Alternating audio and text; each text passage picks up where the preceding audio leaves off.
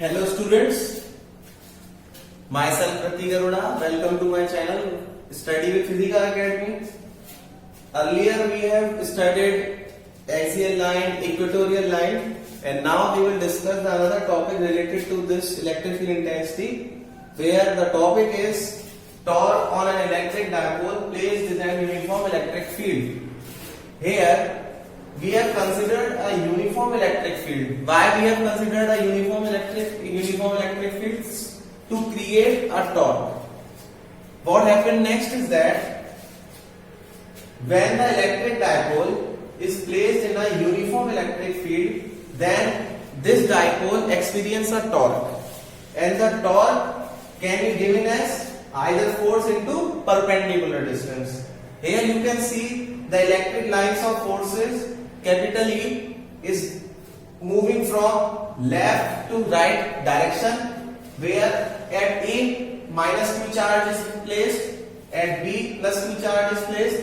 So the force the electric field lines experience at this part due to electric field lines is F is equals to minus QE, and on this part the charge Q experience the force due to this electric field lines is F is equals to plus QE. Then this dipole starts rotating about its own axis. So we can say that this forms a moment of couple, and the torque is given by either force into perpendicular distance. So torque is equals to either force means you can take this one or either this one. We have taken this one QE into perpendicular distances BC. Now we have to calculate the value of BC, and we can calculate the value of BC with the help of a triangle ACB. In the triangle ACB, sin theta is equals to BC upon AB. So by cross multiplying, we can get BC is equals to AB sin theta.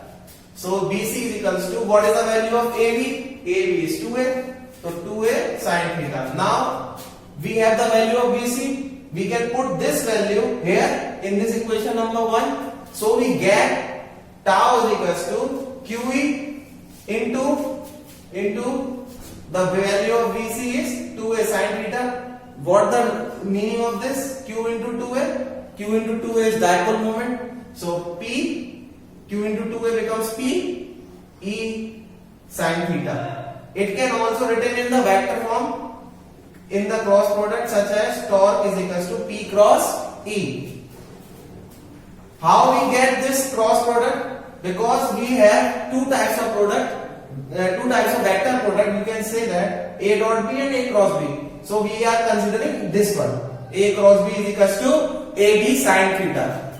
From this derivation, now we are considering the potential energy due to electric dipole placed in an external electric field. What happened is that when this torque is start rotating about its own axis, we are considering that the small amount of work is done in rotating the dipole at an angle d theta. So what is the formula of work done? Work, you can say that the work is equals to, in linear motion, in work in linear motion, work is equals to force into displacement, but we are considering what? Rotational motion. So according to the rotational motion, work is equals to, the force becomes torque and the displacement becomes theta.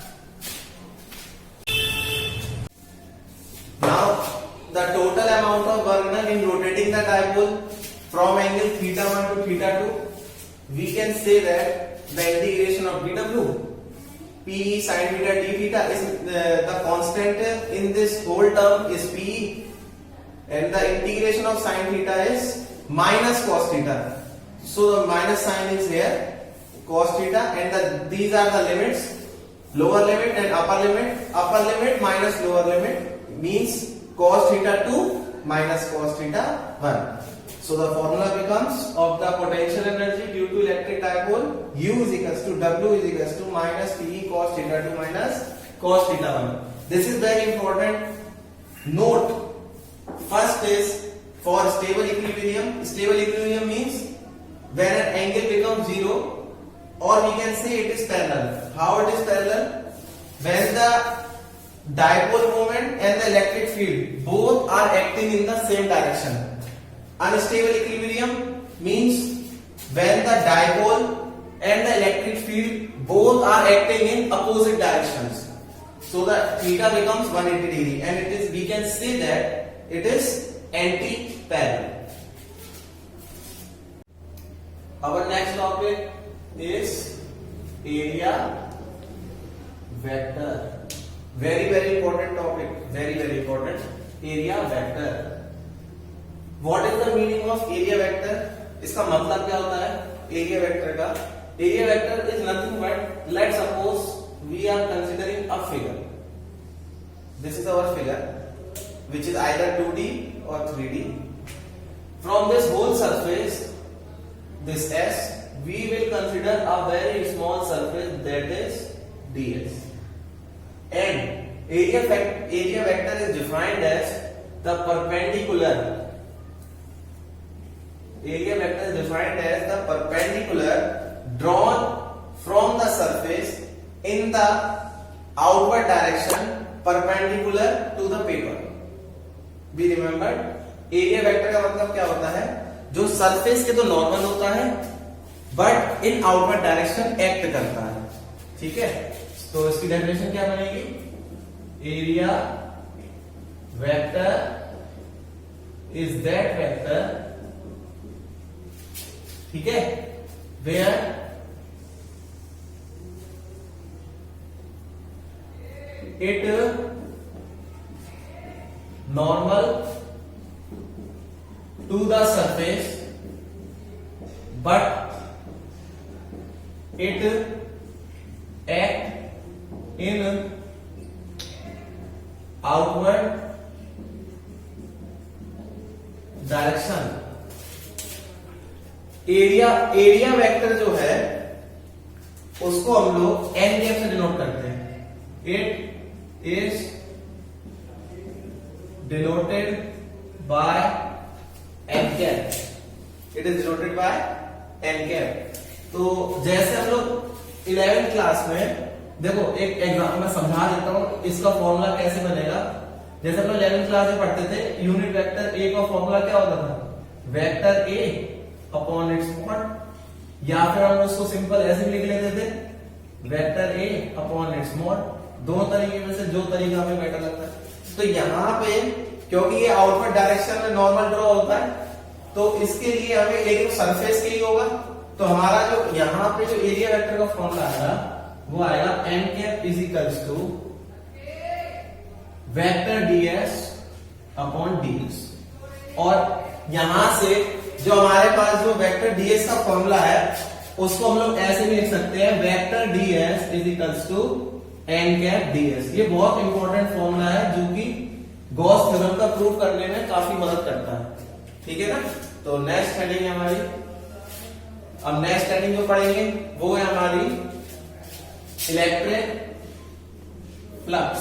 बहुत important heading है और CBSE board में 1 number में question इससे काफी बार पूछा गया, काफी बार, है ना. तो इलेक्ट्रिक फ्लक्स, सबसे पहले इलेक्ट्रिक फ्लक्स का क्या मतलब है? फाई ई से इसको डिनोट किया जाता है, फाई और सफिक्स में ई. तो इसकी डेफिनेशन क्या है? Total number of electric field lines crossing over a area, crossing over an area. तो फॉर्मूला इसका क्या हो जाएगा? Phi E is equals to E dot ds. कहां से आया? क्योंकि देखिए जो हमने फाई ई इलेक्ट्रिक फ्लक्स को डिनोट करना है, ई मतलब इलेक्ट्रिक फील्ड लाइंस किसको क्रॉस करनी है? एरिया को. जैसे हमने इसी एग्जांपल को ले लेते हैं. लेट सपोज करिए हमने क्या करा, ये हमने एक सरफेस लिया, ठीक है, थोड़ा टिल्टेड कर दिया. अब इस टिल्टेड सरफेस में इलेक्ट्रिक फील्ड लाइन कुछ इस तरीके से पास हो रही है, सपोज करिए लाइक दिस. ठीक है, वो यूनिफॉर्म इलेक्ट्रिक फील्ड लाइंस है. ठीक है, अब इस सरफेस को मैंने एस माना था, इस सरफेस का मैंने छोटा सा एक कंसीडर करना पड़ेगा, स्मॉल एलिमेंट सरफेस का, वो डीएस हो गया. इस डीएस सरफेस से एरिया वेक्टर जो ड्रॉ होगा परपेंडिकुलर होगा लेकिन आउटवर्ड डायरेक्शन में। तो ये जो एरिया वेक्टर है इसने इस इलेक्ट्रिक फील्ड लाइंस के साथ में एंगल बना दिया थीटा। तो हम लोग कह सकते हैं जब हम लोग इसके डॉट प्रोडक्ट को हटाएंगे तो क्या आएगा, ई डी एस कॉस थीटा आएगा। तो अब ये जो कॉस थीटा है, ये कॉस थीटा बता रहा है कि सरफेस और इलेक्ट्रिक फील्ड लाइंस के बीच का जो एंगल है थीटा, उसको डिनोट कर रहा है। अच्छा, अब क्या है, और इंपॉर्टेंट बात है, जो हमारा इलेक्ट्रिक फ्लक्स है वो electric flux is a scalar quantity. बहुत बार पूछा गया है कि इलेक्ट्रिक फ्लक्स कौन सी क्वांटिटी है, वेक्टर है या स्केलर है। तो आपको याद रखना है electric flux is a scalar quantity. और इसकी फिर पेपर में भी पूछी गई कि इसकी एसआई यूनिट क्या होगी। तो एसआई यूनिट निकालने के लिए आपको कोई घबराने की जरूरत नहीं है। जो इसका फॉर्मूला है phi E is equals to E d s, इसी फॉर्मूले को आप यूज करें। और इस फॉर्मूले को यूज करने के लिए आप क्या करें, पहली बात तो इलेक्ट्रिक फील्ड को यूज करें। तो इलेक्ट्रिक फील्ड को हम लोग लिखते हैं वोल्ट पर मीटर, यही होगा। अगर ऐसा यूनिट के टर्म्स में तो मैंने बता दिया, इलेक्ट्रिक फील्ड की वोल्ट पर मीटर है, कहां से आई, ये पोटेंशियल है, ये लेंथ है। तो पोटेंशियल की जो ऐसा यूनिट होती है वो हमारी वोल्ट होती है, और लेंथ की जो ऐसा यूनिट होती है वो मीटर होती है। तो हम यहां लगा सकते हैं वोल्ट पर मीटर, और क्योंकि ये एरिया को डिनोट कर रहा है डीएस, तो मीटर स्क्वायर, 1 मीटर से मीटर गया। तो फाइनली फ्लक्स की जो ऐसा यूनिट आई वो क्या आई, वोल्ट इंटू मीटर। ये बहुत इंपॉर्टेंट है, ध्यान रखिएगा, ठीक है। और एक और हो सकती है ऐसा यूनिट, देखिए एक और बना सकते हैं हम लोग, जैसे कि फाई ई डी एस के बराबर था, और इलेक्ट्रिक फील्ड का हमारे पास फॉर्मूला एक और होता है F upon Q. F upon Q का मतलब क्या है, न्यूटन पर कूलम। फोर्स की ऐसा यूनिट न्यूटन, चार्ज की ऐसा यूनिट कूलम। तो हम कह सकते हैं न्यूटन पर कूलम, और डीएस हमारा क्या है, एरिया में द्वारा बता रहा हूं, तो मीटर स्क्वायर। तो कोई भी यूनिट आ जाए, चाहे ये हो चाहे ये हो, दोनों में से आपको ध्यान रखना है, पेपर में जो भी पूछी जाएगी आप उसको लगाएंगे। तो एक तो ये यूनिट है और एक यूनिट ये है। Proof now our next heading is proof of Gauss theorem. ये भी बहुत इंपॉर्टेंट हेडिंग है कि गॉस थ्योरम जो है क्या कहती है, ठीक है। तो गॉस थ्योरम का प्रूफ ऐसे करेंगे, एक हमने एक स्फीयर लेट किया, ठीक है, उस स्फीयर पर हमने ये रेडियस ड्रॉ कर दिया, this is our radius for this sphere. अच्छा, पूरा सरफेस एस लेते हैं, इस सरफेस के लिए एलिमेंट क्या हो जाएगा, ds, छोटा सा एलिमेंट सिलेक्ट किया। अब यहां पर प्लस क्यू चार्ज रखा हुआ है सेंटर पे, जिसकी वजह से इलेक्ट्रिक फील्ड लाइंस है सरफेस के बाहर की तरफ। ये मैं पहले लेक्चर में बता चुका हूं, जब इलेक्ट्रिक फील्ड लाइन सिग्निफिकेंस वाला आप मेरे यूट्यूब लेक्चर को देख सकते हैं, वहां पता चल जाएगा कि पॉजिटिव चार्ज की इलेक्ट्रिक फील्ड लाइंस कैसे होती हैं और ये सब। अब एरिया वेक्टर की बात करेंगे तो वो सरफेस के नॉर्मल ड्रॉ होगा, ठीक है। अब क्योंकि हम लोग को आर लेके चलना है, तो आर हमारा ये वेक्टर फॉर्म में आ गया, ठीक है। This is r cap n cap electric field in a vector form, ठीक है ना। तो फ्रॉम द गॉस थ्योरम, ये भी मैंने लेक्चर में प्रीवियस अपलोड कर रखा है कि गॉस थ्योरम की हेल्प से, ठीक है ना। तो आप वहां भी मेरा लेक्चर देख सकते हैं गॉस थ्योरम होती क्या है। फ्रॉम द गॉस थ्योरम, क्योंकि प्रूफ इसी को करना, क्या होती है, phi E surface integral E dot ds बराबर क्यू अपॉन एप्सिलॉन नॉट, ये होती है ना। तो हमें क्या करना है, देखो तुम लोगों ने 9-10 में पढ़ा है कि कोई चीज प्रूफ कब होती है, जब एलएचएस और आरएचएस एक दूसरे के बराबर हो जाए, या हम लोग एलएचएस को लेके चले और आरएचएस आ जाए। तो हम लोग ये करेंगे कि एलएचएस लेके चल रहे हैं और आरएचएस को लेके आएंगे, ठीक है ना। तो देखते हैं कैसे होगा, देखिएगा। हम एलएचएस लेके गए, एलएचएस यानी कि क्या, surface integral E dot DS, इसको लेके गए। अच्छा, अब इसको लेके गए, फिर क्या करने जा रहे हैं, electric field in vector form मैं बता चुका हूं, surface integral electric field in vector form is 1 upon 4 pi epsilon naught q by r square r cap, ये इलेक्ट्रिक फील्ड होती है वेक्टर फॉर्म में। ds वेक्टर की अभी मैंने थोड़ी देर पहले वैल्यू बताई है, n कैप ds, अभी थोड़ी देर पहले बताई है जब मैंने एरिया वेक्टर को बताया था। तो फाइनली जो हमारा कांस्टेंट टर्म है उसे अलग करो और जो डॉट वाले हैं उनको एक साथ लो। सरफेस इंटीग्रल 1/4πε0 q/r², ठीक है ना, ds को थोड़ा बड़ा लिख देते हैं, ds और r cap dot n cap. अब क्योंकि ये यूनिट वेक्टर है और यूनिट वेक्टर के लिए इनकी वैल्यू कितनी हो जाएगी, 1 हो जाएगी। फिर हम क्या करेंगे, अब देखिए हमारे पास क्या क्या बचा, हमारे पास बचा 1/4πε0 q/r² सरफेस इंटीग्रल ds। अब हमने पहले बताया क्या आपने कंसीडर किया है, वी आर कंसीडरिंग, हमने क्या कंसीडर किया था, एक मेटालिक स्फीयर को कंसीडर किया था ना हमने। तो जब मेटालिक स्फीयर को हमने कंसीडर किया है तो हमें क्या करना पड़ेगा, इस मेटालिक स्फीयर का हमें सरफेस एरिया निकालना पड़ेगा। तो हम लोग लिख सकते हैं नेक्स्ट लाइन पे, the surface integral of this ds is equals to the total surface area of sphere. तो जो total surface area of sphere है वो कितना होता है, वो होता है बेटा 4πr², आप याद रखिएगा, ठीक है ना। तो 4πr² टोटल सरफेस एरिया होता है स्फीयर का।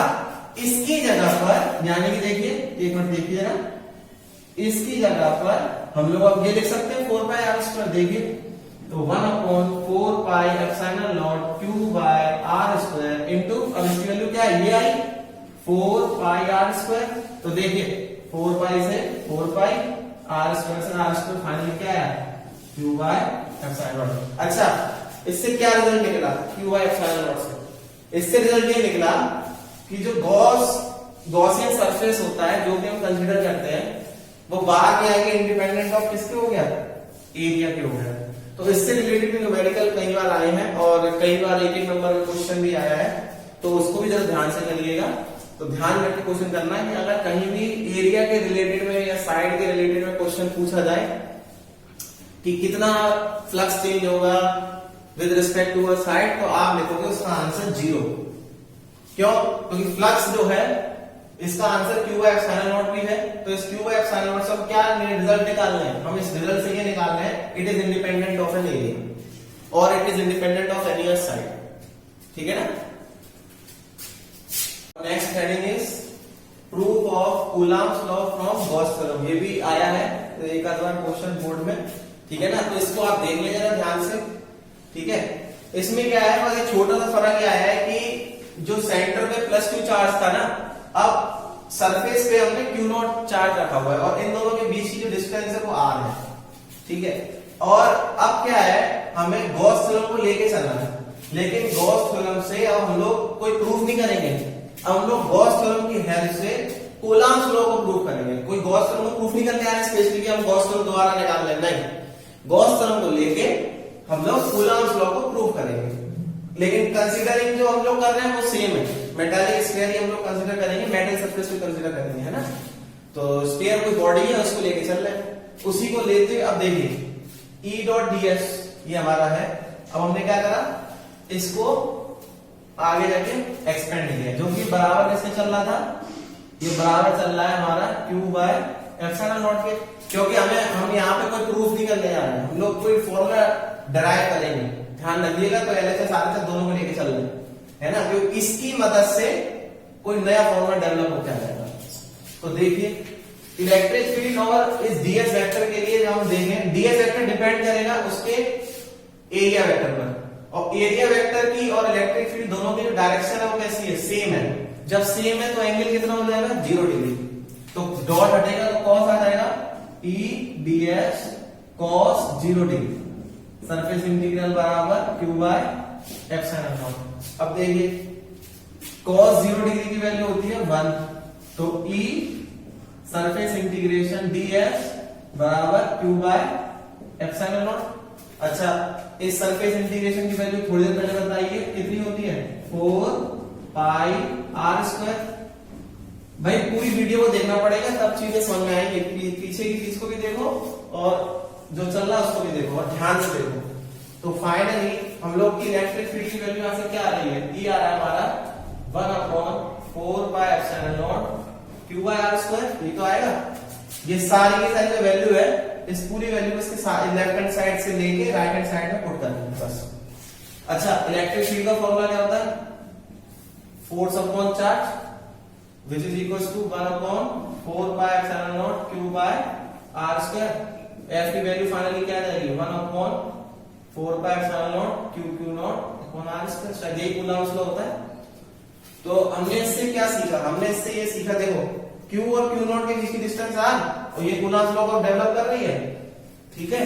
तो अब हम लोग का ये फर्स्ट चैप्टर जो है लगभग खत्म सा हो गया है। मैंने काफी सारे डेरिवेशंस करे हैं, ठीक है। अब आप लोग प्लीज मेरे चैनल को सब्सक्राइब करिए और अपने फ्रेंड्स के साथ शेयर करिए। मैं पूरा सिलेबस कराऊंगा क्लास 12 का, ये मेरी पूरी गारंटी है। मैं पूरी रिस्पॉन्सिबिलिटी लेता हूँ 12th क्लास से सिलेबस को कराने की। और मेरे YouTube चैनल पे 9th का भी सिलेबस मिलेगा, 10th का भी मिलेगा, 11th का भी मिलेगा। तो आप अपने फ्रेंड्स के साथ शेयर करें, अपने भाई बहनों के साथ शेयर करें। Study with फिजिका academy